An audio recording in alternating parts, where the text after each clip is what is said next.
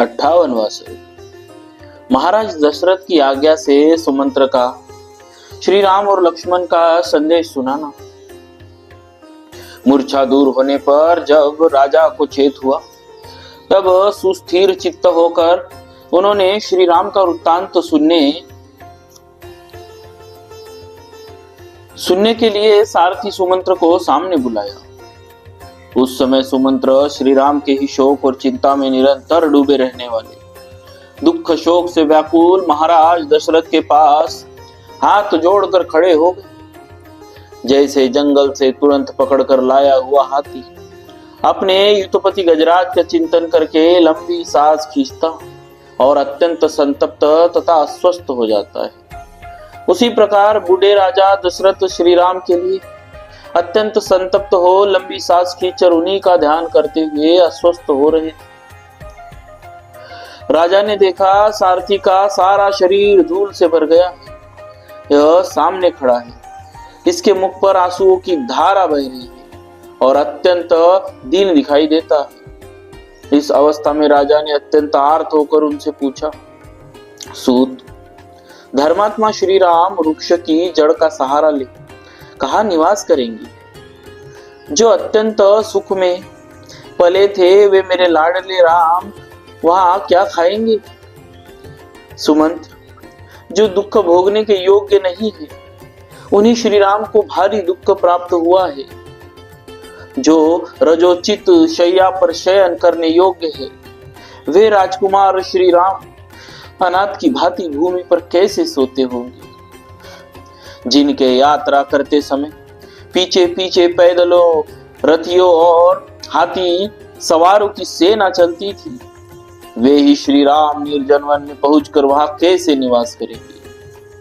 जहां अजगर और व्याघ्र, सिंह आदि हिंसक पशु विचरते हैं तथा काले सर्प जिनका सेवन करते हैं, उसी वन का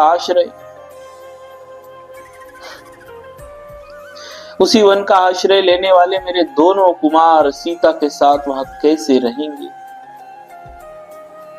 सुमंत, परम सुकुमारी तपस्विनी सीता के साथ वे दोनों राजकुमार श्री राम और लक्ष्मण रथ से उतरकर पैदल कैसे गए हो? सारथी, तुम कृतकृत्य हो गए, क्योंकि जैसे दोनों अश्विनी कुमार मंदराचल वन में जाते हैं, उसी प्रकार वन के भीतर प्रवेश करते हुए मेरे दोनों पुत्रों को तुमने अपनी आंखों से देखा। सुमंत, वन में पहुंचकर श्री राम ने तुमसे क्या कहा? लक्ष्मण ने भी क्या कहा? तुम मिथिलेश कुमारी सीता ने क्या संदेश दिया? सुत, तुम श्री राम के बैठने, सोने और खाने पीने के संबंध में रखने वाली बातें बताओ। जैसे स्वर्ग से गिरे हुए राजा ययाति सत्पुरुषों के बीच में उपस्थित होने पर सत्संग के प्रभाव से पुनः सुखी हो गए, उसी प्रकार तुम जैसे साधु पुरुष के मुख से पुत्र का वृत्तांत सुनने से मैं सुखपूर्वक जीवन धारण कर सकूंगा।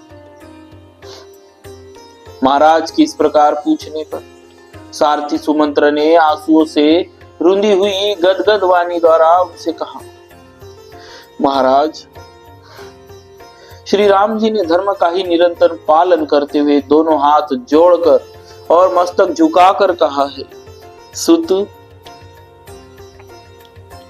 तुम मेरी ओर से आत्मज्ञानी तथा वंदनीय मेरे महात्मा पिता के दोनों चरणों में प्रणाम कहना तथा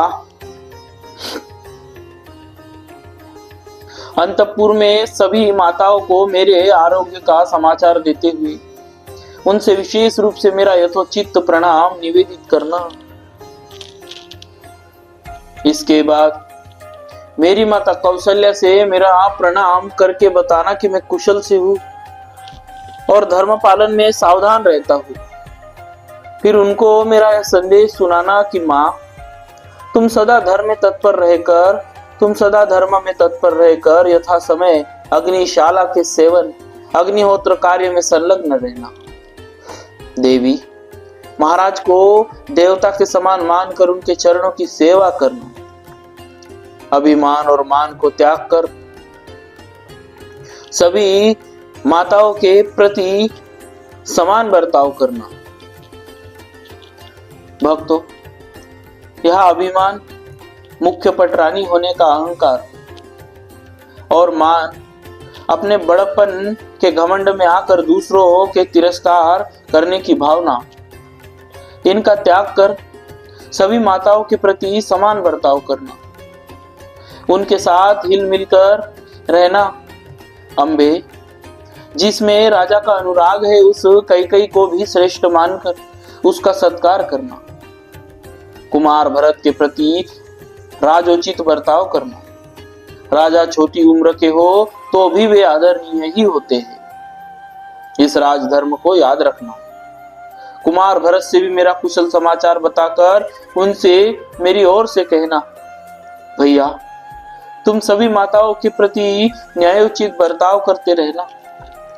इक्ष्वाकु कुल का आनंद बढ़ाने वाले महाबाहु भरत से यह भी कहना चाहिए कि युवराज पद पर अभिषिक्त होने के बाद भी तुम राज सिंहासन पर विराजमान पिताजी की रक्षा एवं सेवा में संलग्न रहना। राजा बहुत बूढ़े हो गए, ऐसा मानकर तुम उनका विरोध न करना, उन्हें राज सिंहासन से न उतारना। युवराज पद पर ही प्रतिष्ठित रहकर उनकी आज्ञा का पालन करते हुए ही जीवन निर्वाह करना। फिर उन्होंने नेत्रों से बहुत आंसू बहाते हुए मुझसे भरत से कहने के लिए ही यह संदेश दिया, भरत, मेरी पुत्रवत्सला माता को अपनी ही माता के समान समझना। मुझसे इतना ही कहकर महाबाहु महायशस्वी कमल नयन श्री राम बड़े वेग से आंसुओं की वर्षा करने लगे।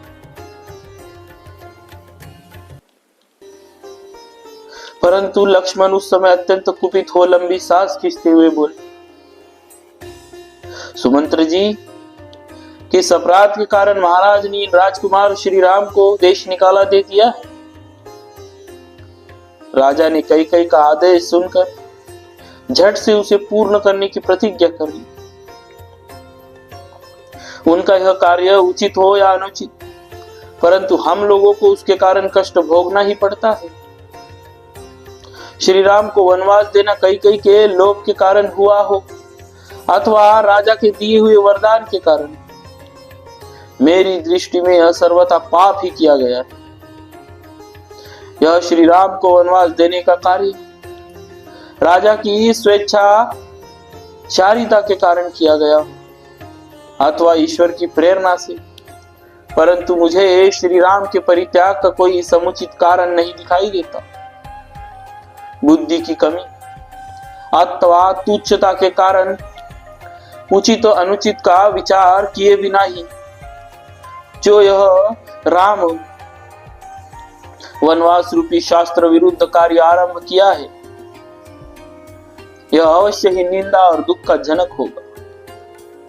मुझे इस समय महाराज के पिता का भाव नहीं दिखाई देता। अब तो रघुकुल नंदन श्री राम ही मेरे भाई, स्वामी, बंधु बांधव तथा पिता है, जो संपूर्ण लोकों के हित में तत्पर होने के कारण सब लोगों के प्रिय है। उन श्री राम का परित्याग करके राजा ने जो यह क्रूरता पूर्ण महापाप कृत्य किया है, इसके कारण अब सारा संसार कैसे अनुरक्त रह सकता है? अब उनमें रजोचित गुण कहाँ गया है? अब उनमें रजोचित गुण कहाँ रह गया है, जिसमें समस्त प्रजा का मन रमता है? उन धर्मात्मा श्री राम को देश निकाला देकर समस्त लोगों का विरोध करने के कारण अब वे कैसे राजा हो सकेंगे? महाराज, तपस्विनी जनक नंदिनी सीता तो लंबी सांस खींचती हुई इस प्रकार निश्चेष्ट खड़ी थी, मानो मन में किसी भूत का आवेश हो गया। वे भूली सी जान पड़ती थी। उन यशस्विनी राजकुमारी ने पहले कभी ऐसा संकट नहीं देखा था।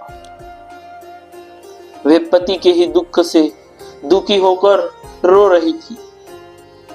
उन्होंने मुझसे कुछ भी नहीं कहा। मुझे इधर आने के लिए उद्यत देख वे सूखे मुंह से पति की ओर देखती हुई सहसा आंसू बहाने लगी। वे आंसू बहाने लगी थी। इस प्रकार लक्ष्मण की भुजाओं से सुरक्षित श्री राम उस समय हाथ जोड़े खड़े थे। उनके मुख पर आंसुओं की धारा बह रही थी।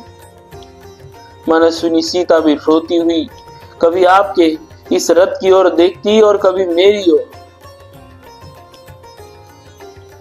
इस प्रकार श्री वाल्मीकि निर्मित आर्ष रामायण आदि काव्य के अयोध्या कांड में 58वां सर्ग पूरा हुआ। बोलिए श्री सीताराम महाराज की जय। भक्तवत्सल भगवान की